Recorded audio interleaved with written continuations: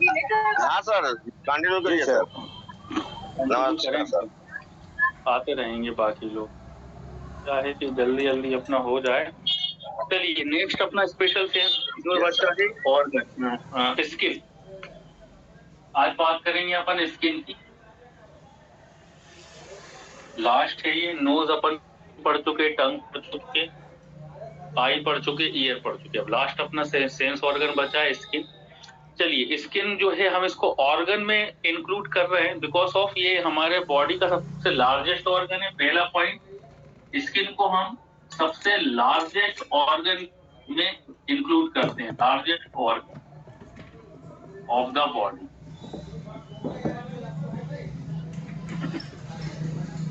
सबसे largest organ की यदि बात होती है तो हम क्या बोलते हैं, स्किन हमारा सबसे बॉडी का लार्जेस्ट ऑर्गन है। अब यदि हम इसकी थिकनेस की बात करें कि कितना थिक है कितना थिन है, तो यूनिफॉर्मली यदि हम देखते हैं तो ये नॉट यूनिफॉर्मली थिक है ना, all over the body.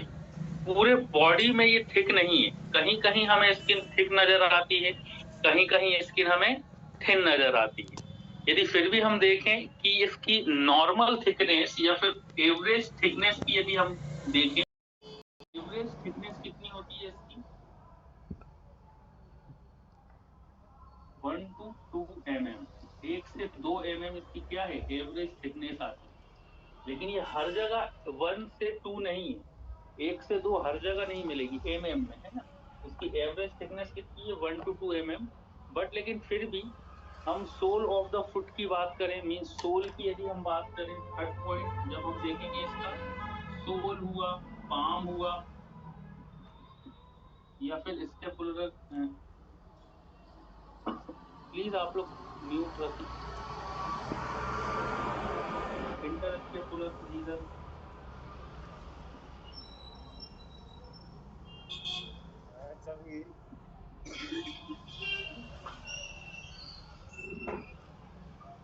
Please mute रखिए आप लोग।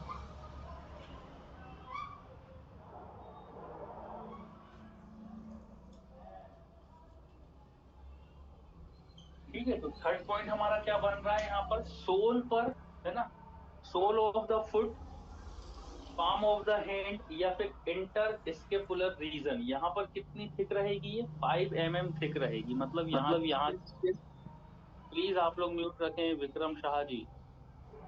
यहाँ की स्किन कैसी रहती है, हमें थिक देखने को मिलती है। थिन जब हम देखते हैं तो दो जगह ऐसी हैं जहां पर थिन देखने को मिलेगी, जैसे कि पेनिस, आईलिड। ये इंटरस्कैपुलर क्या होगा? ये होता है इंटरस्केपुलर रीजन, अपना ये वाला जो रीजन है इंटरस्केपुलर रीजन होता है, ठीक है ना। ये वाला जो रीजन है अपना जो एक्सिला वाला रीजन है। पेनिस, आईलिड, यहाँ पर हमें थिन देखने को मिलेगी। यहाँ पर थिन कितनी, 0.5 mm। ठीक है, यहाँ पर हमें पेनिस से जब जो देखते हैं हम स्किन, या फिर आईलिड की जो स्किन रहती है यहाँ पर बहुत ही ज्यादा थिन रहेगी। कितनी रहती है, 0.5 mm। सोल पर, पाम पर इंटरस्केपुलर रीजन जो होता है यहाँ पर 5 mm थिक मिलेगी। एवरेज थिकनेस जब हम देखते हैं, एवरेज थिकनेस की जब हम बात करते हैं, एवरेज थिकनेस कितनी रहती है, 1 to 2 mm। और हमारे बॉडी का सबसे लार्जेस्ट ऑर्गन ये होता है। तो ये तो हमारी रही क्या, एक इंट्रोडक्टिव पार्ट रहा कि स्किन में क्या क्या हमें देखने को मिलेगा, कितनी थिन है कितनी मोटी है, ठीक है ना। तो एवरेज आप लोग याद रखें, 1 से 2 mm एवरेज हमें देखने को मिलता है। सबसे ज्यादा थिक 5 mm थिक मिलेगी, और सबसे कम थिक जो है इसकी थिननेस कितनी मिलेगी, 0.5 mm देखने को मिलेगी। अब जब हम इसकी लेयर देखते हैं, स्किन मेनली 2 लेयर से मिलकर बनी होती है। आप लोग जानते हैं स्किन में मेनली कितनी लेयर होती है, 2 लेयर होती है। तो layer of skin, layer of skin,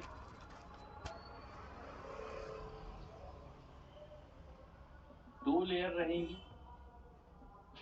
पहली लेयर का नाम हमारा कौन सा है, पहली लेयर है आउटर एपिडर्मिस। सबसे बाहर की लेयर की रहती है, इसे हम बोलते हैं आउटर एपिडर्मिस। आप लोग प्लीज म्यूट रखें, अंशुमान जी। Inner, Anshuman Srivastava ji, mic mute करिए। अंशुमान श्रीवास्तव जी। ठीक है, तो दो लेयर से मिलके स्किन हमारी बनी होती है। सबसे बाहर वाली लेयर होती है आउटर एपिडर्मिस, और अंदर वाली जो लेयर होती है उसको हम बोलते हैं इनर डर्मिस। मतलब सबसे बाहर की ओर हमें एपिडर्मिस देखने को मिलती है, फिर अंदर की ओर जब हम जाते हैं तब हमें डर्मिस लेयर देखने को मिलती है। ठीक, एपिडर्मिस को जब हम देखेंगे तो एपिडर्मिस में क्या क्या जो है, प्लीज आप लोग प्लीज म्यूट रखें। किसका अनम्यूट है?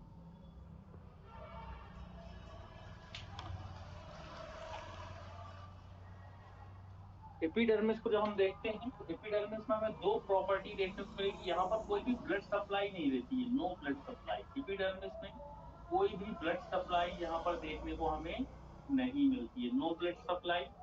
सेकंड कि ये अगेन 5 लेयर से मिलकर बनी होती है। अगेन इसमें 5 सब लेयर देखने को मिलती है, 5 सब लेयर मीन्स 5 छोटी छोटी सी लेयर होती है, जिससे मिलकर कौन सी लेयर बनती है? हमारी एपिडर्मिस मिलती है।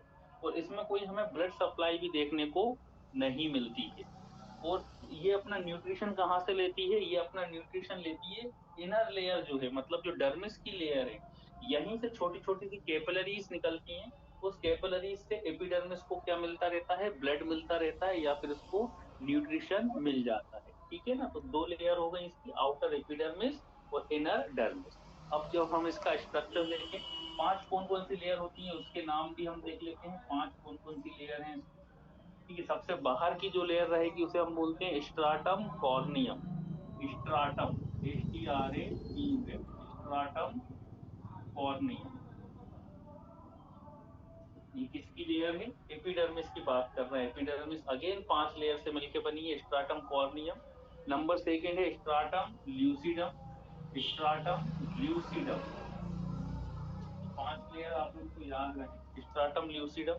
थर्ड जो लेयर है वो है ग्रेन्युलोसम। स्ट्राटम ग्रेन्युलोसम,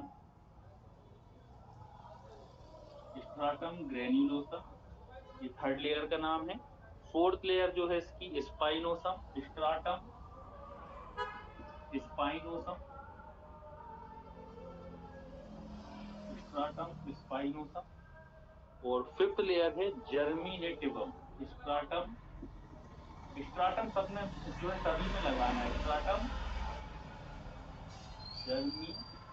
जर्मिनेटिवम, स्ट्राटम जर्मिनेटिवम। तो इस तरह से हम देखते हैं, यहाँ पर हमें 5 लेयर, 5 सब लेयर देखने को मिलती है। कौन कौन सी? स्ट्राटम कॉर्नियम, स्ट्राटम कॉर्नियम, स्ट्राटम ल्यूसिडम, स्ट्राटम ग्रेन्युलोसम, स्ट्राटम स्पाइनोसम और स्ट्राटम जर्मिनेटिवम। ये 5 लेयर से मिलकर कौन सी लेयर बनी हुई है? हमारी एपिडर्मिस लेयर बनी हुई है। ठीक है ना, और यहाँ पर कोई ब्लड सप्लाई नहीं मिलेगी। डर्मिस को जब हम देखेंगे तो डर्मिस अगेन 2 लेयर से मिलकर बनी होती है। ठीक है, डर्मिस में हमें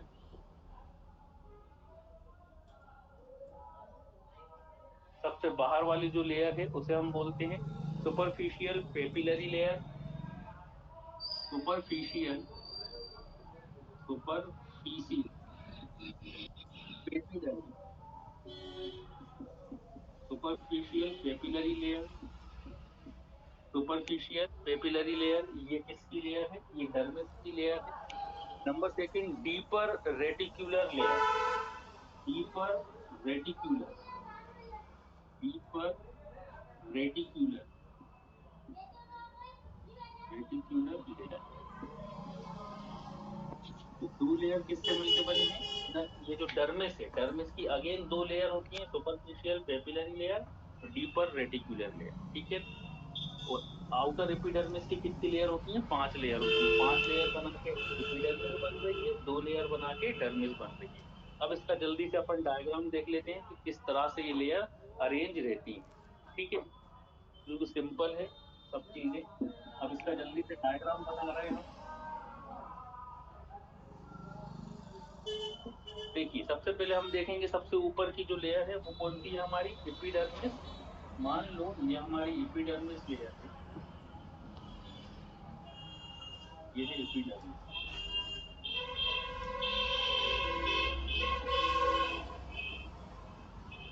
सबसे बाहर की लेयर ये हमारी एपिडर्मिस, कौन सी लेयर?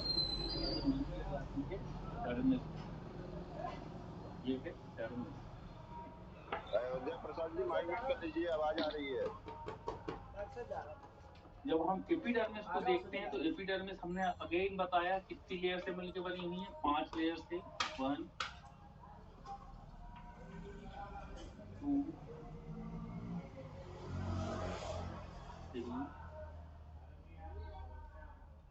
4 और ये 5। ठीक है ना। देखिए ये है हमारी ऊपर की लेयर, ये है हमारी सबसे ऊपर वाली लेयर जिसको हम क्या बोल रहे हैं, एपिडर्मिस। एपिडर्मिस में ये अगेन 5 लेयर से मिलकर कौन सी बनी हुई है, एपिडर्मिस। और डर्मिस को जब हम देखते हैं तो डर्मिस में अगेन 2 लेयर होती हैं, एक लेयर ये हो गई और दूसरी लेयर।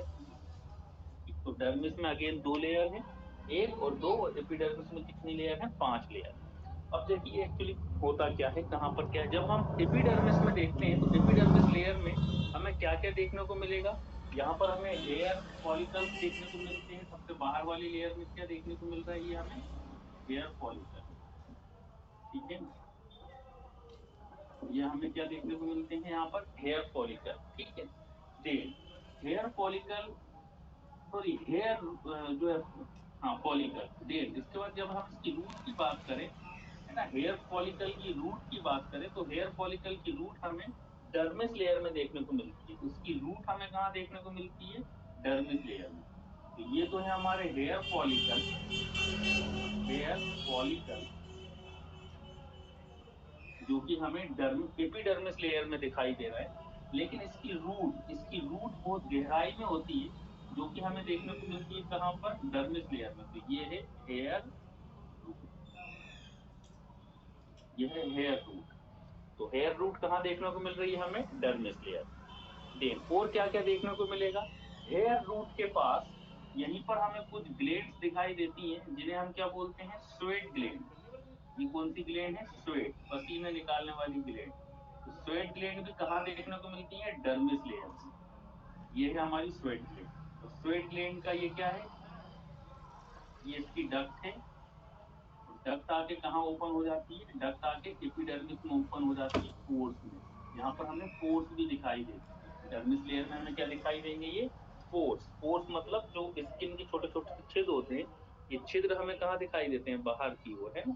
तो यहाँ पे पोर्स दिखाई देते हैं। तो पोर्स भी कहाँ मिलेंगे हमें, पोर्स भी हमें डर्मिस में मिलेंगे, सॉरी एपिडर्मिस में मिलेंगे। हमें ये ध्यान रखना है कि एपिडर्मिस में हमें क्या क्या देखने को मिल रहा है, डर्मिस में क्या क्या देखने को मिल रहा है। ठीक है ना। तो पोर्स हो गए एपिडर्मिस में, हेयर फॉलिकल्स हो गए, देन स्वेट ग्लैंड, ये जो डक्ट है ना, डक्ट भी हमें कहाँ देखने को मिल रही है, ये है हमारी डक्ट। कौन सी डक्ट, स्वेट ग्लैंड की डक्ट। ये डक्ट अरे भी यार कहाँ देखने को मिल रही है हमें, वो पिक्चर डर्मिस खत्म। वाली लेयर में। इसके अलावा और सेबेसियस ग्लैंड, एक ग्लैंड और होती है जिसे हम सेबेसियस ग्लैंड बोल रहे हैं। तो सेबेसियस ग्लैंड, ये हो गई सेबेसियस ग्लैंड। मैं रिंगार्ड लगा था तो उससे अब पता नहीं क्या इन्फेक्शन हुआ तो आज थोड़ी दिखी। एक मलम ले और लगा तो फिर वो अभी रिंगार्ड लिया मैंने। लगा लो, अच्छा हो सकता है। हाँ वही, उसके अलावा फिर दूसरा आज देखो ये हो लगा गई के नहीं तो फिर सेबेसियस कल। ग्लैंड। तो सेबेसियस ग्लैंड भी कहाँ देखने को मिलती लगा है लो हमें, उसको, डर्मिस लेयर में। हो सकता डर्मिस है हो लेयर जाए। में भी कौन सी वाली लेयर में, फर्स्ट वाली जो हाँ हाँ, लेयर वो है तो फिर है ही वहां है। देखने को मिलती है। फर्स्ट वाली लेयर कौन सी थी, सुपरफिशियल, अभी बताया था ना, सुपरफिशियल पेपिलरी लेयर। ये वाली जो है, ये लेयर का नाम है superficial, superficial papillary layer, papillary layer. और ये नीचे वाली लेयर जो है, ये कौन सी लेयर है, डी या deeper reticular, deeper reticular layer. ये वाली है डीपर रेटिकुलर लेयर, और ये वाली जो लेयर है ये कौन सी, सुपरफिशियल पेपिलरी लेयर। तो अगेन ये इसकी 5 लेयर एपिडर्मिस। देन और क्या क्या देखने को मिलेगा, अब देखिए। अब बात करें हम, हेयर फॉलिकल्स भी हो गए, ठीक है ना। देन हमारी स्वेट ग्लैंड भी हो गई, सेबेसियस ग्लैंड भी हो गई। ये सभी ग्लैंड्स हमें कहाँ पर, डर्मिस की सुपरफिशियल पेपिलरी लेयर में दिखाई देते हैं। अब देखते हैं कि इसका डीपर जो रेटिकुलर लेयर है वहां पर क्या क्या होता है। तो जो ब्लड सप्लाई होती है ना, तो ब्लड सप्लाई यहीं से जो रहेगी, ब्लड सप्लाई, ये मान लो हमने रेड कलर की जो बनाई है, ये ब्लड सप्लाई है, हम बोल सकते हैं ये ब्लड कैपिलरी। ये ब्लड कैपिलरी जो है हमें कहाँ से डीपर रेटिकुलर लेयर से शुरू होगी और कहाँ तक जाएगी, ये जाती है डर्मिस लेयर तक। तो ये हो गई हमारी ब्लड वेसल्स, ब्लड वेसल्स, ये हो गई हमारी ब्लड वेसल। देन अब ब्लड वेसल से निकलती हैं छोटी छोटी सी कैपिलरीज। तो ये कैपिलरीज कहाँ तक,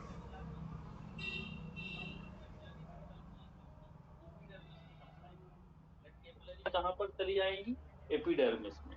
ठीक है, ये हो गई कैपिलरी। किसकी कैपिलरीज है, ब्लड ब्लड वेसल्स की कैपिलरीज। वेन, वेन भी जो है हमें कहाँ पर देखने को मिलेगी, ये हो गई हमारी वेन। वेन भी हमें डर्मिस लेयर में और डीप डर्मिस लेयर में, यहाँ पर ये वेन हो गई, ये हो गई हमारी वेन्स। ये भी हमें कहाँ पर देखने को मिलती है, डर्मिस लेयर। ठीक, इसके अलावा और क्या क्या देखने को मिलेगा, नर्व। एक स्ट्रक्चर हमारा और रह गया, नर्व। तो नर्व जो है, एक नर्व भी डीपर लेयर से शुरू होगी, यहाँ पर बीच में बना देते हैं, ये है नर्व, ये हो गई हमारी नर्व। तो ये भी कहाँ से, जो हमारी डीपर रेटिकुलर लेयर है, डीपर रेटिकुलर लेयर से कहाँ तक देखने को मिलती है हमें, ये जो सुपरफिशियल पेपिलरी लेयर है ना, डर्मिस लेयर, तो ये है हमारी नर्व। नर्व भी डीपर लेयर से शुरू हो रही है और कहाँ तक देखने को मिल रही है हमें, सुपरफिशियल पेपिलरी लेयर तक। देखो यहाँ पर हमें न्यूरॉन्स, छोटे छोटे से जो न्यूरॉन्स होते हैं, है ना, या हम बोल सकते हैं नर्व फाइबर्स जो होते हैं, वो यहाँ पर न्यूरॉन्स हमें कहाँ पर देखने को मिलेंगे, एपिडर्मिस न्यूरॉन। इतने स्ट्रक्चर्स हमें जो है यहाँ पर देखने को मिलते हैं। हेयर फॉलिकल्स हो गए, पोर्स हो गए, कैपिलरीज हो गई, न्यूरॉन्स हो गए, ये सब हमें एपिडर्मिस वाली लेयर में देखने को मिल रहे हैं। देन फिर नीचे की ओर आते हैं तो हमें नीचे डर्मिस लेयर देखने को मिलती है, और डर्मिस लेयर में हमें इतने स्ट्रक्चर्स देखने को मिलते हैं। इसका स्क्रीनशॉट ले लीजिए, इसका स्क्रीनशॉट ले लीजिए, फिर आगे बढ़े।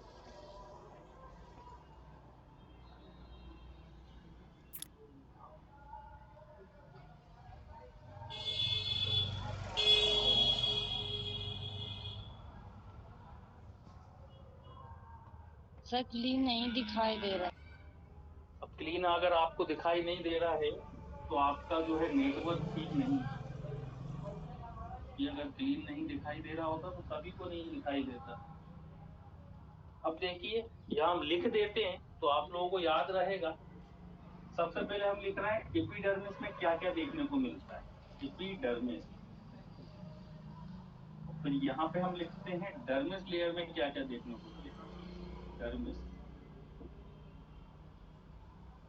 एपिडर्मिस में क्या क्या देखने को मिला था, देखिए हमें यहाँ पर देखने को मिले थे हेयर फॉलिकल्स या हेयर थे। उसके बाद पोर्स भी कहाँ पर थे, पोर्स भी डर्मिस लेयर में थे, है ना। देन पोर्स के अलावा और क्या देखने को मिला हमें, यहाँ न्यूरॉन्स देखने को मिले जो कि सेंसेशंस को लेके जाते हैं, न्यूरॉन्स। और क्या देखने को मिला यहाँ पर, capillaries, blood capillaries, blood capillaries. और ठीक है ना, इतने स्ट्रक्चर्स ही देखने को मिले थे, है ना। अब बात करते हैं डर्मिस लेयर में। तो डर्मिस लेयर में हमें क्या क्या देखने को मिला, हेयर रूट, हेयर रूट कहाँ होंगे, डर्मिस लेयर में होगी। Then sweat gland, sweat gland ये भी कहाँ पर होगी, डर्मिस लेयर में होगी। Then sebaceous gland, sebaceous gland ये भी कहाँ पर मिली थी हमें, डर्मिस लेयर में मिली थी। Then blood vessels, blood vessels ये भी डर्मिस लेयर में थी। देन ब्लड वेसल्स के बाद नर्व,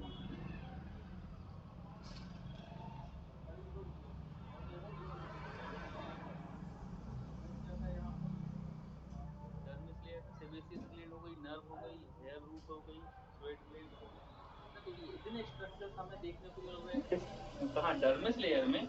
और एपिडर्मिस लेयर में हमें ये सब स्ट्रक्चर्स देखने को मिल रहा है। अब एक चीज और होती है, पिगमेंट होता है जिसे हम बोलते हैं मेलानिन,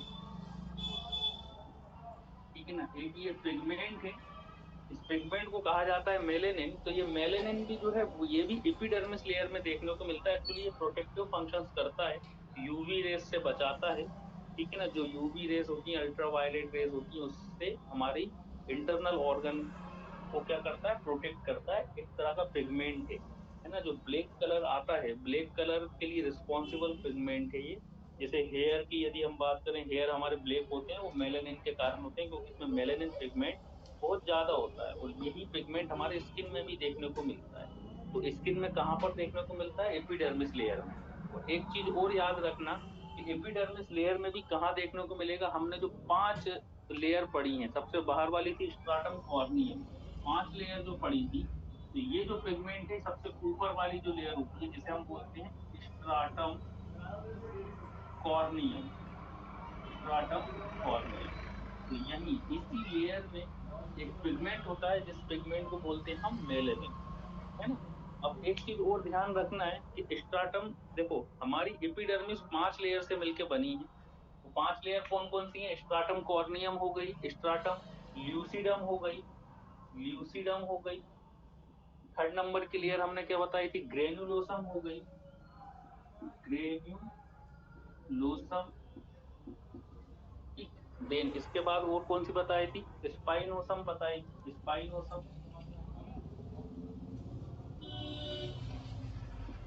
और लास्ट लेयर बताई थी नंबर 5, जर्मिनेटिवम।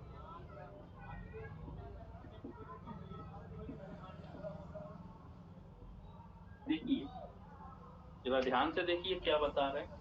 हमने बताया एपिडर्मिस लेयर इन 5 लेयर से मिलकर बनी हुई है, स्ट्राटम कॉर्नियम, स्ट्राटम ल्यूसिडम, स्ट्राटम ग्रेन्युलोसम, स्ट्राटम स्पाइनोसम और स्ट्राटम जर्मिनेटिवम। ये 5 लेयर किससे मिलकर बनी है, ये 5 लेयर क्या बनाती है, हमारी एपिडर्मिस बनाती है, ठीक है ना। तो जहां जहां जितनी भी जो हमारी स्किन है, वहां पर ये 5 लेयर्स देखने को मिलती हैं। लेकिन कुछ पार्ट ऐसे हैं या कुछ स्किन मतलब कुछ जगह की स्किन ऐसी है जहां पर सिर्फ 4 लेयर दिखाई देती है, स्ट्राटम कॉर्नियम नहीं दिखाई देता।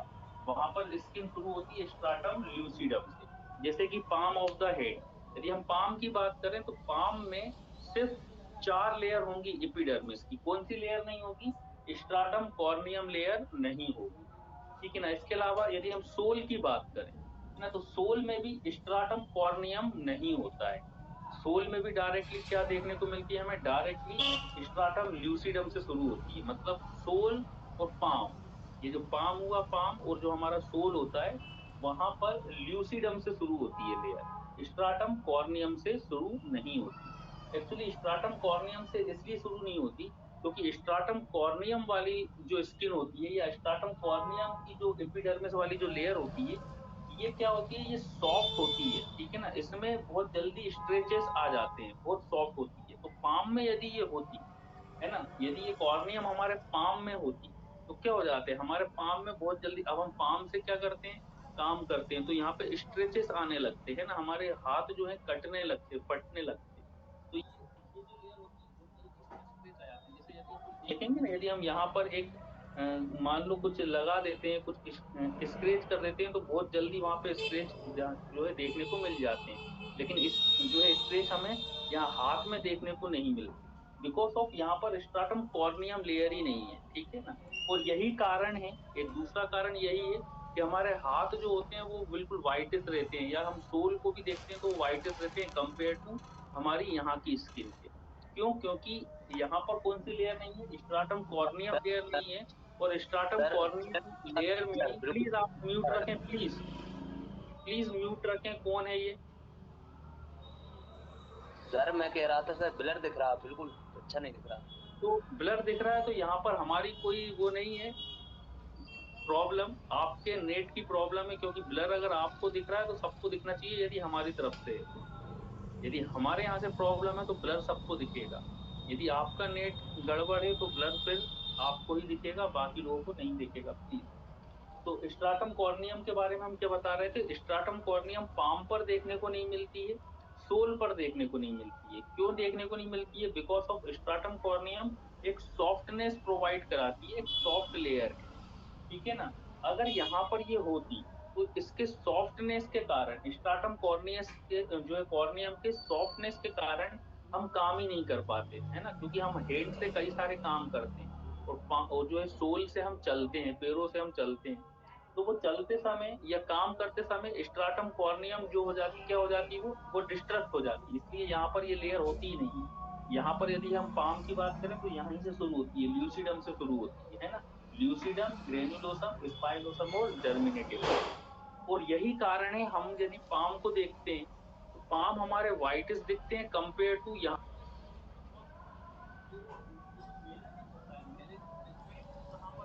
देखने को स्ट्राटम कॉर्नियम में देखने को मिलता है ज्यादा मात्रा में। अब इसका मतलब ये नहीं है कि यहाँ पर देखने को नहीं मिलेगा मेलेनिन। मेलेनिन सबसे ज्यादा पाया जाता है कहाँ पर, स्ट्राटम कॉर्नियम पर। इसी कारण हमारे पाम जो है वो वाइटिस होते हैं, या सोल को जब हम देखते हैं तो वो भी वाइटिस होते हैं। और ये मेलेनिन करता क्या है, ये हमारे कलरिंग के लिए, ह्यूमन बीइंग के कलरिंग के लिए रिस्पॉन्सिबल होता है। बिकॉज ऑफ ये क्या होता है, एक ब्लैक कलर के पिगमेंट होते हैं, जब इस पर अल्ट्रा वायलेट रेज या सन रेज पड़ती हैं तो इस तरह से क्या हो जाता है, स्प्रेड हो जाता है। जैसे मान लीजिए क्या है, मेलेनिन है, और जब इस पर क्या पड़ेंगी, सन रेज या अल्ट्रा वायलेट रेज जब इस पर आएगी तो इस तरह से क्या होने लगता है, फैल जाता है। ये मेलेनिन क्या होगा, फैल जाएगा। और फैल क्यों रहा है, बिकॉज ऑफ हमारी स्किन को अल्ट्रा वायलेट रेज से प्रोटेक्ट करना चाह रहा है। फैलने का कारण क्या है कि अल्ट्रा वायलेट जो रेस आ रही है उससे हमारी स्किन प्रोटेक्ट हो सके, हमारे ऑर्गन प्रोटेक्ट हो सके। यही कारण है कि ज्यादा धूप में काम करने पर जो है ब्लैकनेस आने लगती है स्किन में, कालापन आने लगता है। इसका कारण भी यही है। एक मिनट रुकिएगा आप लोग।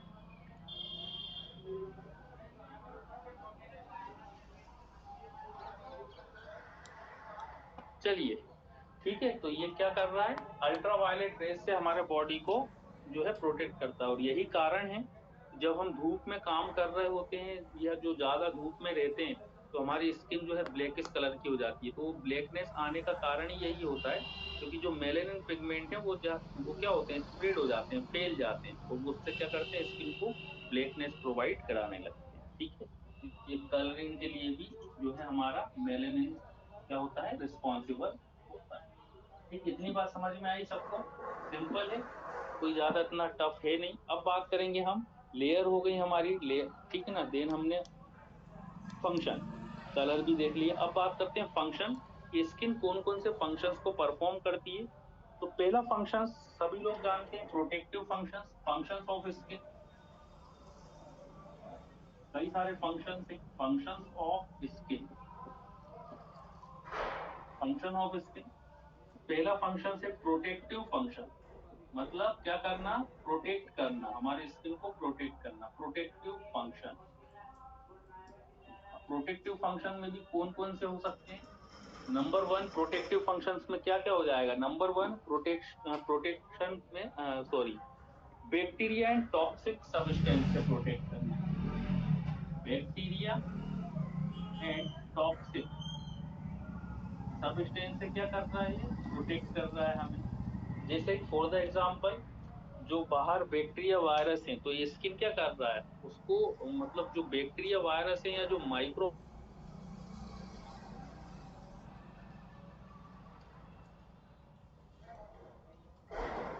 ह्यूमन बॉडी पर, मसल्स पर एक स्किन का जाल बिछा हुआ है। दूसरा, मैकेनिकल ब्लो से प्रोटेक्ट कर रहा है, मैकेनिकल ब्लो,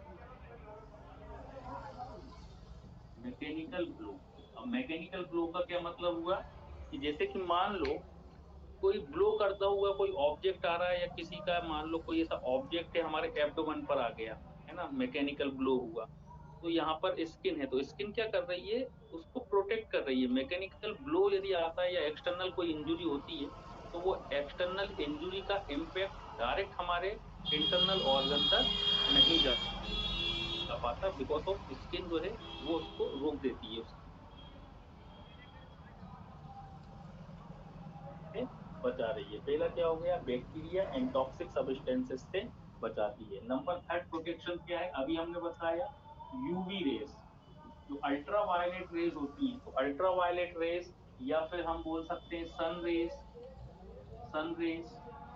तो जो सनरेज आती है या अल्ट्रा वायलेट रेज जो होती है, पहले कहाँ आएंगी, हमारे स्किन के कांटेक्ट में आएंगी, और स्किन में क्या है, मेलेनिन पिगमेंट है, तो ये मेलेनिन पिगमेंट क्या हो जाएगा, स्प्रेड हो जाएगा, और अल्ट्रा वायलेट रेज से या सन रेज से हमारे जो इंटरनल ऑर्गन है वो कैसे रहते हैं, वो प्रोटेक्ट रहते हैं। तो पहला फंक्शन हो गया इसका क्या, प्रोटेक्टिव फंक्शन। अब दूसरा फंक्शन है इसका सेंसरी फंक्शन, सेंसरी फंक्शन,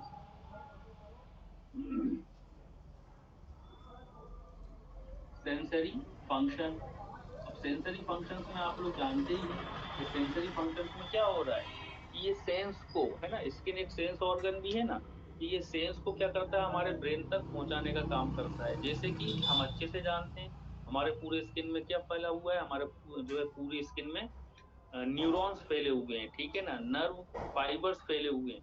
जैसे कि टच का कोई सेंसेशन से, पेन का कोई सेंसेशन से, बाहर से कोई मान लो हम प्रिक कर लेते हैं, बाहर से कोई इस तरह से हमारी आर्टरी या स्किन में कोई इंजरी होती है, तो ये सेंसेशन जो है वो कहाँ तक चले जाते हैं, स्किन के थ्रू। स्किन तो नहीं पहुंचा रही, लेकिन स्किन के अंदर जो न्यूरॉन्स हैं या स्किन पर जो न्यूरॉन्स का जाल बिछा हुआ है, तो ये न्यूरॉन्स क्या करते हैं, सेंसेशन को हमारे ब्रेन तक पहुंचाने का काम करते हैं। तो इसलिए हम बोलते हैं कि स्किन क्या है, एक सेंसरी फंक्शंस की तरह भी काम करती है। Number third storage function, number third हो गया हमारा स्टोरेज, स्टोरेज फंक्शन। अब स्टोरेज फंक्शन में कि ये कई सारी चीजों को स्टोर करके भी रखती है, ठीक है ना, जैसे कि फेट, है ना, फेट को स्टोर करके रखती है। यदि हम ज्यादा फेट ले रहे हैं तो ये ज्यादा फेट कहाँ चला जाता है, हमारे स्किन के नीचे जो है आके जमा होने लगेगा। देन वाटर को स्टोर करके रख रही है ना, जो भी हम वाटर पी रहे हैं तो हमारे वाटर को स्टोर करके रख रही है। ब्लड को स्टोर करके रखती है, कैपिलरीज कहाँ है, ब्लड कैपिलरीज स्किन के पास है, तो उसके अंदर ब्लड भी है। तो इस तरह से, है ना, इसके अलावा इलेक्ट्रोलाइट्स जो होते हैं उनको स्टोर करके रखती है ना। तो ये क्या कर रही है, स्किन स्टोरेज का भी फंक्शंस कर रही है। मेनली किसका स्टोरेज करती है, फेट का स्टोरेज करती है। देन बॉडी टेम्परेचर रेगुलेट कर रही है। नंबर फोर फंक्शन क्या हो गया, regulate body temperature, regulate body temperature. अब बॉडी के टेम्परेचर को कैसे रेगुलेट कर रही है, ये भी हम जानते हैं, ये हम पढ़ चुके हैं कि क्या होता है कि स्किन के अंदर स्वेट ग्लैंड है ना, स्वेट ग्लैंड अभी अपन देख चुके हैं कि स्वेट ग्लैंड कहाँ होती है, स्किन के अंदर। तो जब कभी जो है टेम्परेचर ज्यादा हो जाता है एटमोस्फेयर में, जब टेम्परेचर ज्यादा हो जाएगा तो स्किन के थ्रू, है ना, ये मैसेज पहले कहाँ पहुंचेगा, हमारे ब्रेन तक पहुंचेगा, और ब्रेन की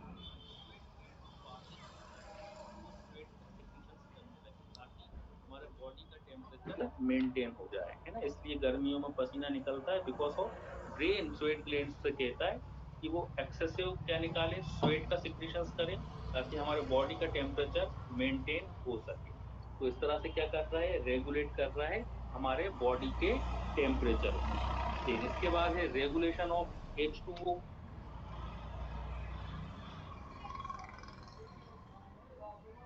regulation of water and electrolyte balance, electrolyte balance. तो वाटर और इलेक्ट्रोलाइट के बैलेंस को भी मेंटेन कर रहा है। कैसे कर रहा है, क्योंकि स्किन के अंदर वाटर भी और इलेक्ट्रोलाइट भी है ना, तो इनको यदि कम ज्यादा है, यदि मान लो स्किन ने क्या करके रखा है, स्टोर करके रखा है, जैसे कि मान लो फेट को या वाटर को स्टोर करके रखा है, और जब कभी डिहाइड्रेशन की जो है कंडीशन आती है, जब हम कभी पानी नहीं पी रहे हैं बहुत देर तक, तो स्किन से जो है वो कहाँ चला जाता है, हमारे जो है उसमें आ जाता है, सर्कुलेशन में आ जाएगा, ठीक है ना। तो इस तरह से रेगुलेट कर रहा है ये, तो रेगुलेट कर रहा है वाटर एंड इलेक्ट्रोलाइट बैलेंस को। देन इसके बाद है एक्सक्रीटरी फंक्शन। नेक्स्ट फंक्शन क्या है हमारा, नंबर सिक्स, एक्सक्रीटरी,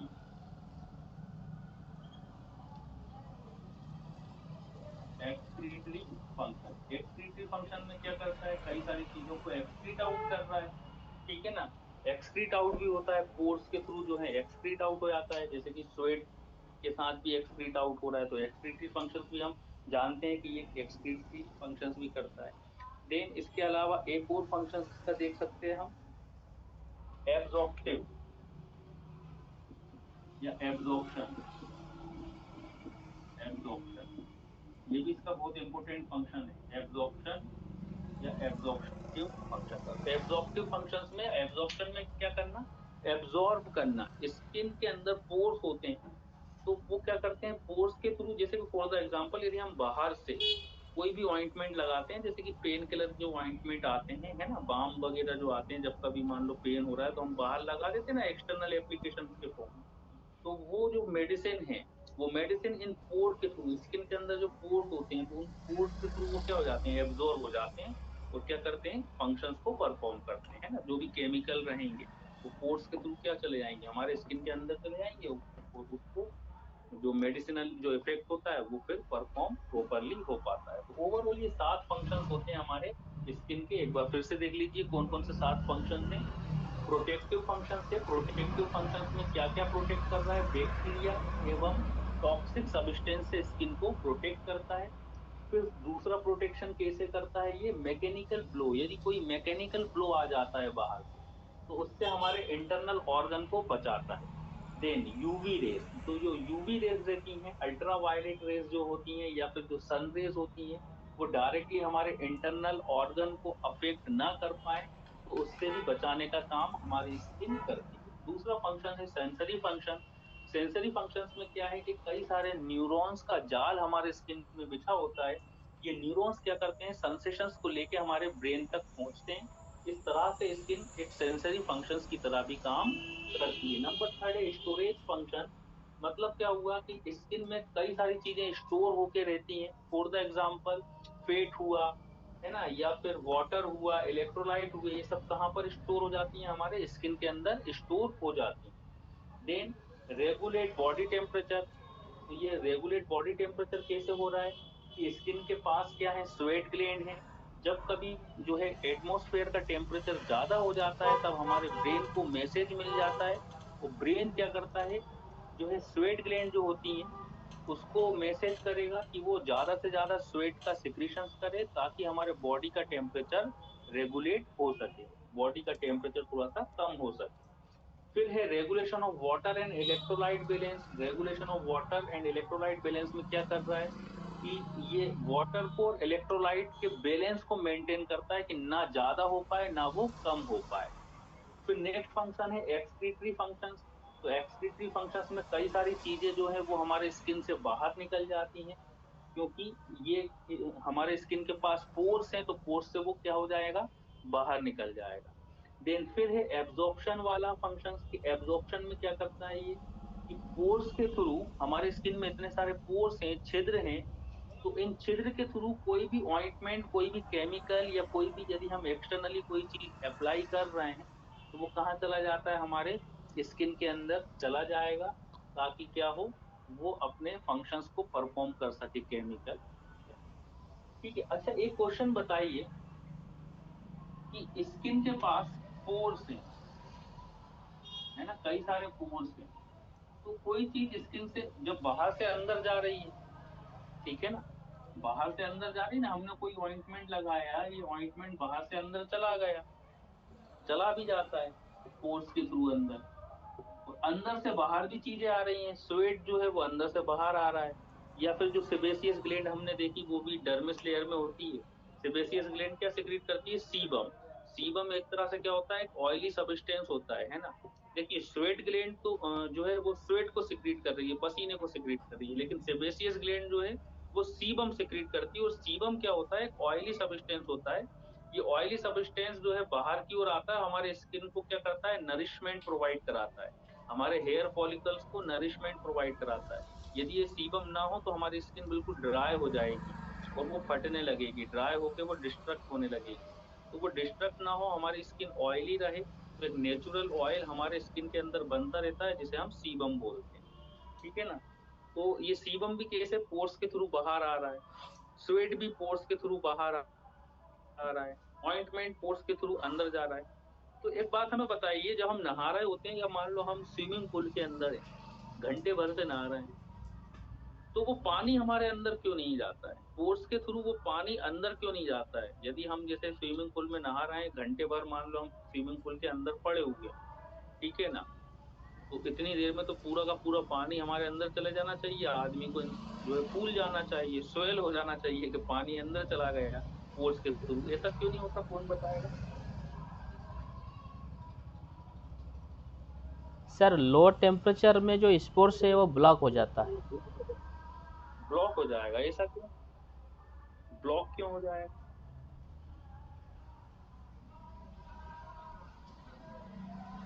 सर वो टेम्परेचर की वजह से, पानी का टेम्परेचर बहुत लो रहता है। सर सेफ्टी के लिए। नहीं, हम पूछ रहे हैं कि ऐसा क्यों होता है जब पोर्स से अंदर से चीजें बाहर आ रही हैं, पोर्स से अंदर से चीजें बाहर आ रही हैं, तो फिर बाहर से अंदर भी तो जाना चाहिए, पानी को अंदर चले जाना चाहिए। मान लो हम नहा रहे हैं, स्विमिंग पूल के अंदर पड़े हुए हैं, घंटे भर से स्विमिंग पूल के अंदर है, तो स्विमिंग पूल के अंदर है तो इतनी देर में तो हमारे स्किन से पूरा पोर्स के थ्रू पूरा का पूरा जो है पानी अंदर चला जाना चाहिए, हमारे स्किन के अंदर चले जाना चाहिए। सर ऑस्मोसिस के कारण हो सकता है कि बाहर का अंदर न जाता हो। फोर्स में आइल हो, पानी बाहर नहीं कर पाएगा उसको। ऑस्मोसिस में मतलब क्या बोलना चाह रहे हैं? ऑस्मोसिस जो रहता है तो फोर्स मेरा सर ऑस्मोसिस हाई कंसंट्रेशन से लो कंसंट्रेशन जाता है ना। सर ऑयल बेस में होता तो अंदर जाता, लेकिन ये ऑयल वाटर बेस में इसलिए अंदर नहीं जा रहे। क्यों दो?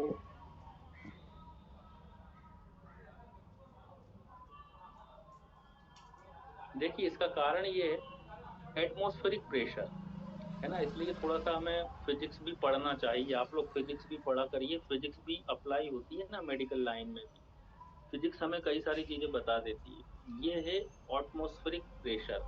एटमॉस्फेरिक प्रेशर क्या होता है?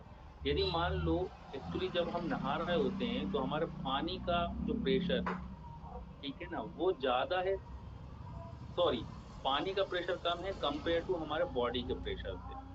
जब बॉडी का प्रेशर, अंदर का एटमॉस्फेरिक प्रेशर जब हम देखते हैं बॉडी का स्विमिंग पूल में, वो ज्यादा होता है, और जो पानी का एटमॉस्फेरिक प्रेशर होता है वो कम होता है। इस वजह से ज्यादा प्रेशर कम प्रेशर को अंदर नहीं आने देता, वो बाहर के बाहर ही होता है। ठीक है ना, आप इसको ऐसे समझ सकते हो, एक बोतल के अंदर आप पानी भरिए, एक बोतल के अंदर पानी भरिए, वो ऊपर से ढक्कन, जैसे मान लो ये ढक्कन है, इसको ढक्कन को खोल दीजिए, बोतल को उल्टा कर दीजिए, ठीक है ना, पानी नीचे नहीं गिरेगा यदि आप उसको तिरछा नहीं करेंगे, पानी नीचे नहीं आएगा। क्यों नहीं आएगा? बिकॉज ऑफ बाहर का जो एटमॉस्फेरिक प्रेशर है वो ज्यादा है, बोतल का एटमॉस्फेरिक प्रेशर कम है।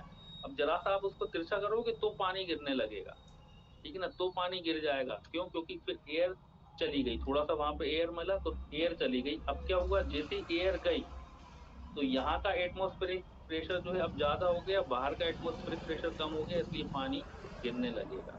ठीक है ना, करके देखा होगा ना, जैसे बॉटल जो होती है आप उनको उसको ऐसा उल्टा कर दो, पानी नहीं गिरता है, लेकिन हल्का सा तिरछा विरछा करेंगे तो पानी गिरेगा, या उसके अंदर एयर होगी तो पानी गिरेगा। यदि मान लो एयर बिल्कुल नहीं बची, बिल्कुल आपने बिल्कुल उसका टिप तक पानी भर रखा है, तो सेम ऐसा ही कुछ फिजिक्स हमारे ऊपर अप्लाई हो रही होती है कि जब हम पानी के अंदर होते हैं तो हमारे अंदर का एटमॉस्फेरिक प्रेशर ज्यादा है कंपेयर टू बाहर के एटमॉस्फेरिक प्रेशर के कारण, इसलिए चीजें अंदर से बाहर नहीं जा पाती। लेकिन यदि हम ऑइंटमेंट की बात करें, वो अंदर चला जाता है, बिकॉज तो उसको हमने लगाया है तेल के फॉर्म में, और वो एकदम से अंदर नहीं जाता है। लेकिन अब वो केमिकल्स हैं, केमिकल्स जो है वो अंदर की ओर चले जाते हैं, क्योंकि ऑइंटमेंट वगैरह हम लगा रहे हैं तो वो एक रासायनिक पदार्थ है, और रासायनिक पदार्थ में क्रियाशील होते हैं ना, उसमें क्या होती है, क्रियाएं होती हैं, तो वो अंदर इस वजह से चला जाता है। लेकिन पानी जो है वो एक रासायनिक पदार्थ नहीं है, वो न्यूट्रल है ना, पानी न्यूट्रल होता है ना, ना वो अम्ल में आता है ना वो क्षार में आता है, वो न्यूट्रल होता है, इस वजह से वो अंदर नहीं जा पाता है ना। थोड़ा सा ये सर जब अंदर नहीं जा रहा है, सर जब अंदर नहीं जा रहा है पानी, जब प्यास लग जाती है, और अगर गर्मी के दिन में नहाने चला जाए स्विमिंग पूल में या घर में कहीं भी, तो फिर प्यास कम क्यों हो जाती है सर? एक्चुअली वो प्यास तो इसलिए कम हो गई क्योंकि बिकॉज ऑफ ठंडक मिल गई है हमें हमारे स्किन के थ्रू, क्योंकि स्किन में क्या है, न्यूरॉन्स हैं, अब ये जो है ठंडा है, पानी ठंडा है, तो न्यूरॉन्स जो है मैसेज कहाँ भेज रहा है, हमारे ब्रेन के पास। एक्चुअली ऐसा नहीं है, प्यास का एहसास नहीं हो रहा है, लेकिन प्यास जो है, पानी की कमी तो रहेगी। यदि आप नहा रहे हो, प्यास लग रही है और आप पानी नहीं पी रहे हो लेकिन नहा रहे हो, तो उस समय होगा क्या, प्यास तो है, बट लेकिन ब्रेन एहसास नहीं होने दे रहा है उस प्यास के लिए। क्यों नहीं होने दे रहा है? बिकॉज ऑफ स्किन के थ्रू मैसेज हमारे ब्रेन तक अभी पहुंच रहा है कि हाँ ठंडक है, ठंडक है, तो ब्रेन भी फिर आपको प्यास का एहसास नहीं होने देता है। उसका कारण ये है, पानी अंदर नहीं जा रहा। सर एयर कंडीशन में बैठ जाना तभी भी जो है ना ये नहीं होता, तो एयर कंडीशन का एयर भी अंदर ऑब्जर्व होता है क्या सर? नहीं नहीं, वो भी है, अंदर एब्जॉर्ब नहीं होगा, अंदर एब्जॉर्ब नहीं होगा। वो सिर्फ क्या है कि ब्रेन तक मैसेज जा रहा है। एक्चुअली ये एक तरह से हम बोल सकते हैं कि डिल्यूशन है, कि प्यास तो हमें लग रही है लेकिन ब्रेन हमें वो एहसास नहीं होने दे रहा। क्यों नहीं होने दे रहा? मैसेज जा रहा है हमारे स्किन के थ्रू। हमारा जो स्किन है, तो यहाँ से जो न्यूरॉन से, बाहर का एटमॉस्फेयर ठंडा है, तो यहाँ से जो न्यूरॉन्स जो है वो क्या मैसेज भेज रहे हैं कि हाँ अभी सब कुछ ठीक है, ठंडक है, तो वो ब्रेन हमें एहसास नहीं होने दे रहा। लेकिन कुछ देर बाद एहसास होने लगेगा, ज्यादा देर तक ये फिनोमेना नहीं चलता है। यदि आप सोचो कि दिन भर ही प्यासे बैठे रहो, एसी के नीचे बैठे रहो तो प्यास नहीं लगेगी, तो ये गलत है। 2 घंटे बाद, 5 घंटे बाद आपको प्यास लगने ही लगेगी। क्योंकि फिर क्या है, क्योंकि पानी की तो कमी है ना, हमारे बॉडी में पानी की तो कमी है, तो पानी तो चाहिए। 2-4 घंटे बाद तो लगने लगेगी, ज्यादा देर तक ये फिनोमेना काम नहीं करता। चलिए सफिशिएंट है आज के लिए इतना। कल सर एक मिलेंगे। बार ये बताइए सर, एक क्वेश्चन सर, सर्विसेज ग्लैंड है ना, सर्विसेज ग्लैंड, सर सेबेशियस उसमें जब ग्लैंड। सीवम रिलीज होता है, तो सर ये जो सीवम रिलीज होता है सर, इसकी भी एक उम्र होती है क्या सर रिलीज होने की? क्योंकि सर 40 साल 45 साल में तो रिलीज होता है, लेकिन जब 40-45 के बाद सर लोगों को हाथ पैरों में खुजली होती है, क्योंकि उनके उसमें से सीवम रिलीज नहीं होता उसके कारण। नहीं एक्चुअली देखिए, नहीं ऐसा कोई पर्टिकुलर वो नहीं है। ये होता है कि सीबम जो है, कभी कभी सेबेशियस ग्लैंड अफेक्ट होने लगती है ना। जैसे जैसे एज बढ़ती है तो सेबेशियस ग्लैंड क्या होने लगेंगी, काम करना थोड़ा कम कर देगी। ऐसा नहीं है कि सीबम निकलना ही बंद हो जाएगा, सीबम तो निकलता है, नरिशमेंट तो मिलता ही है स्किन को। लेकिन जैसे जैसे एज बढ़ेगी, 50 साल का, 40 साल का व्यक्ति होता है, तो सेबेशियस ग्लैंड के फंक्शंस थोड़े से कम हो सकते हैं, लेकिन पूरी तरह से काम करना बंद कर दे ये नहीं, फंक्शंस थोड़े से कम हो जाते हैं, है ना। चलिए मिले फिर नेक्स्ट क्लास में मिले। वो है क्या तीन चलिए है? मिलते हैं कल की क्लास में। क्वेश्चंस हो आप लोगों के तो वो कल के लिए आप लोग थोड़ा सा बचा के रखें, okay sir, thank you so है ना। मच, बढ़िया रहा आज का class. Okay okay sir, thank you sir, good night sir. जी सर।